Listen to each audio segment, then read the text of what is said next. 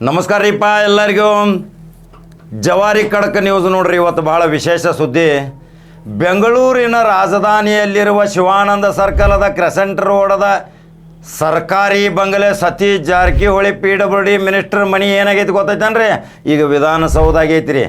ಯಾಕೋ ಕಾಕ ವಿಧಾನಸೌಧ ಇಲ್ಲಿ ಐತಿ ಮತ್ತು ಇದ್ಯಾಕೆ ವಿಧಾನಸೌಧ ಆಗೈತಿ ಅಂತ ಹೇಳ್ತಿರ್ಬೇಕು.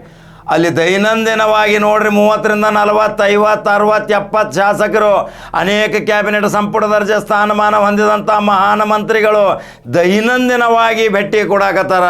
KPCC ಅಧ್ಯಕ್ಷ DK ಶಿವಕುಮಾರ್ ಸಹಿತ ಅಲ್ಲಿ ಭೇಟಿ ಕೊಟ್ಟು ಏನೇನೋ ಗುಸುಗುಸು ಚರ್ಚೆ ಮಾಡಾಕತ್ತಾರ. ಹಂಗಾದ್ರೆ ರಾಜಕಾರಣದಾಗ ಏನೋ ನಡೆದೈತಿ. ರಾಜಕಾರಣದ ಕೇಂದ್ರ ಬಿಂದು ಇವತ್ತು ಸತೀಶ್ ಜಾರಕಿಹೊಳಿ ಮನೆ. ಸತೀಶ್ ಜಾರಕಿಹೊಳಿ ಮನೆಯಲ್ಲಿ ಸಾವಿರಾರು ಜನರು ಮುಗುರಿ ಬಿದ್ದಾರ. ಅದ್ರಾಗ ಶಾಸಕರು ಮತ್ತು ಮಂತ್ರಿಗಳು ಭಾಳ ಅದಾರ ರೀ. ಹಂಗಾದ್ರೆ ಏನು ನಡೆದೈತಿ ಅಲ್ಲಿಯ ರಾಜಧಾನಿಯ ಕೂಲಂಕುಷವಾದ ಸುದ್ದಿ ಕೇಳ್ರಿ.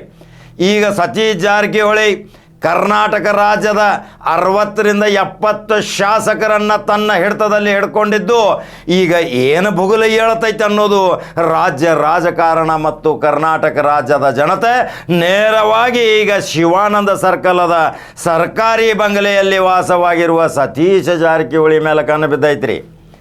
ಸತೀಶ್ ಜಾರಕಿಹೊಳಿ ಯಾವಾಗಲೂ ಚಾಣಕ್ಯ ಮಾಸ್ಟರ್ ಮೈಂಡ್ ಅಂತಾರೆ.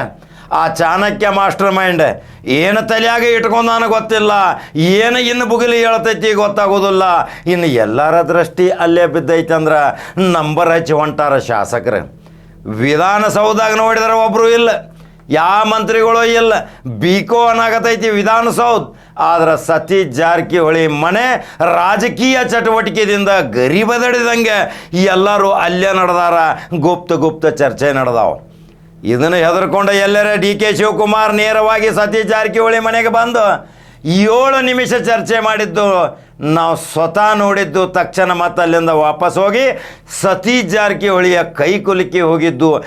ಏನು ನಡೆದೈತಿ ರಾಜಕಾರಣ, ಸರ್ಕಾರದಲ್ಲಿ ಏನು ನಡೆದೈತಿ, ಕರ್ನಾಟಕ ಕಾಂಗ್ರೆಸ್ದಲ್ಲಿ ಏನು ನಡೆದೈತಿ, ಹೈಕಮಾಂಡ್ ಏನು ವಿಚಾರ ಮಾಡಕತ್ತೈತಿ ಗೊತ್ತಿಲ್ಲ. 6 ರಾಜ್ಯದ ಚುನಾವಣೆಯಲ್ಲಿ ಗಡಬಡಿ ಆಗೈತಿ.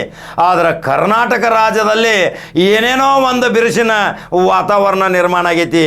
ಈಗ ಶಿವರಾಜ ತಂಗಡಗಿನೂ ಹೋಗ್ಯಾರ್ರಿ, ಈಶ್ವರ್ ಖಂಡ್ರೆ ಸಾಹೇಬರು ಹೋಗ್ಯಾರ, ಅನೇಕ ಮಹಾನ ಮಂತ್ರಿಗಳು ಹೋಗಿ ಚರ್ಚೆ ಮಾಡಾಕತ್ತಾರ. ಏನು ಚರ್ಚೆ ಮಾಡಾಕತ್ತಾರ? ಏನು ಸತೀಶ್ ಜಾರಕಿಹೊಳಿಯನ್ನು ಮನವೊಲಿಸಾಕತ್ತಾರೋ, ಸರ್ಕಾರ ಸುಭದ್ರ ಇಡುನು, ಸರ್ಕಾರಕ್ಕೆ ಯಾವುದೇ ಧಕ್ಕೆ ಬರಬಾರ್ದು, ಎಲ್ಲರೂ ಕೂಡಿ ಒಂದಾಗಿ ಹೋಗೋಣ ಅನ್ನೋದು ಏನಾದರೂ ಸಮಾಲೋಚನೆ ಮಾಡಾಕತ್ತಾರೇನ್ರಿ? ಏನು ಕಾಂಪ್ರಮೈಸ್ ನಡೆದೈತ್ರಿ? ಈಗಾಗಲೇ ಸತೀಶ್ ಜಾರಕಿಹೊಳಿ ಘೋಷಣೆ ಮಾಡಿದ್ದು ಅಂಜಲಿ ನಿಂಬಾಳ್ಕರ್ನ ಕಾರ್ಯಾಧ್ಯಕ್ಷ ಮಾಡಬೇಕು. ಅಂಜಲಿ ನಿಂಬಾಳ್ಕರ್ ಉತ್ತರ ಕರ್ನಾಟಕದಲ್ಲಿ ಬೆಳೆಯಬೇಕು, ಒಂದು ಮಹಿಳೆಗೆ ಪ್ರಾತಿನಿಧ್ಯತೆ ಕೊಡಬೇಕನ್ನೋದು ಸತೀಶ್ ಜಾರಕಿಹೊಳಿಯ ಒಂದು ಆಲೋಚನೆ ಇರುವಾಗ ಅದಕ್ಕೆ ಅಡ್ಡಿ ಯಾರು ಬಂದ್ರಿ? ಅಡ್ಡಿ ಬಂದ ತಕ್ಷಣ ಶೆಟ್ಟಿ ಗೆದ್ದ ಸತೀಶ್ ತನ್ನ ಸಮಾನ ಮನಸ್ಕರ ಒಂದು ಟೀಮ್ ಕರ್ಕೊಂಡು ದುಬೈಗೆ ಹೋಗ್ತಾನಂತಲೇ ಗಡಗಡ ನಡಗಾಕೈತಿರಿ ಸರ್ಕಾರ. ಹಾಗಾದ್ರೆ ಈ ಜಾರಕಿಹೊಳಿ ಮನೆತನದ ಮೇಲೆ ಈಗ ಎಲ್ಲರ ಕಣ್ಣು ಸತೀಶ್ ಯಾವ ತೀರ್ಮಾನ ತಗೋತಾರ ನಿನ್ನ ಕಾದು ನೋಡಬೇಕು. ಶಿವಾನಂದ ಸರ್ಕಲ್ದಾಗ ಪಾರ್ಕಿಂಗ್ ನೋಡಿದ್ರೆ ಗದ್ದಲ ಎಲ್ಲ ಶಾಸಕರ ನಂಬರ್ ಹಚ್ಚಾರ್ರಿ. ನಾವು ವಿಚಾರ ಮಾಡಿರ್ಬೇಕ್ರಿ, ಏನು ತಮ್ಮ ಅನುದಾನ ಸಲುವಾಗಿ ಹೋಗ್ಯಾರೋ, ಕ್ಷೇತ್ರದ ವಿಚಾರ ಮಾಡಕ್ಕೆ ಹೋಗ್ಯಾರೋ, ಏನೇನೋ ವಿಚಾರ ಮಾಡಿದಾಗ ಅಲ್ಲಿ ಕ್ಷೇತ್ರ ವಿಚಾರಣೆ ಮತ್ತು ಅನುದಾನಕ್ಕಿಂತಲೂ ಹೆಚ್ಚಿಗೆ ರಾಜಕೀಯ ಚರ್ಚೆಯ ಪ್ರಮುಖ ಅಜೆಂಡಾ ಅಲ್ಲಿಯೇ ರೂಪರೇಷೆ ತಯಾರಾಗತೈತಿ. ಇನ್ನು ಏನು ಆಗತೈತಿ ಮುಂದೆ ರಾಜಕೀಯ ಬುಡಮೇಲಾಕೈತ್ಯೋ ಸಮಾನ ಹೋಗೈತ್ಯೋ ಇನ್ನು ಕಾದು ನೋಡ್ಬೇಕಲ್ರಿ. ಹಾಗಾದ್ರೆ ಶಿವಾನಂದ ಸರ್ಕಲ್ದ ಕೆಲೆಕ್ಷನ್ಗೆ ಮಾಹಿತಿಗಳನ್ನ ಕೊಡಕತ್ತೀನಿ, ಕೆಲವು ದೃಶ್ಯಗಳನ್ನ ತೋರ್ಸಾಕತ್ತೇನೆ. ಅದನ್ನೆಲ್ಲ ನೋಡ್ರಿ. ನೋಡಿದ ತಕ್ಷಣ ನಿಮ್ಮ ಅಭಿಪ್ರಾಯನ ಕಮೆಂಟ್ ಬಾಕ್ಸ್ನಾಗ ಹಾಕಿರಿ. ಹಂಗಾದ್ರೆ ನಂಬರ್ 1 ಚಾನಲ್ ಫಾಲೋ ಮಾಡಿರಿ, ಲೈಕ್ ಮಾಡಿರಿ, ಶೇರ್ ಮಾಡಿರಿ. ಮತ್ತು ಖಡಕ್ ಜವಾರಿ ಸುದ್ದಿಯಂಗೆ ಮತ್ತೊಂದು ಸುದ್ದಿಯಂಗೆ ಬರ್ತೀನಿ. ನಮಸ್ಕಾರ.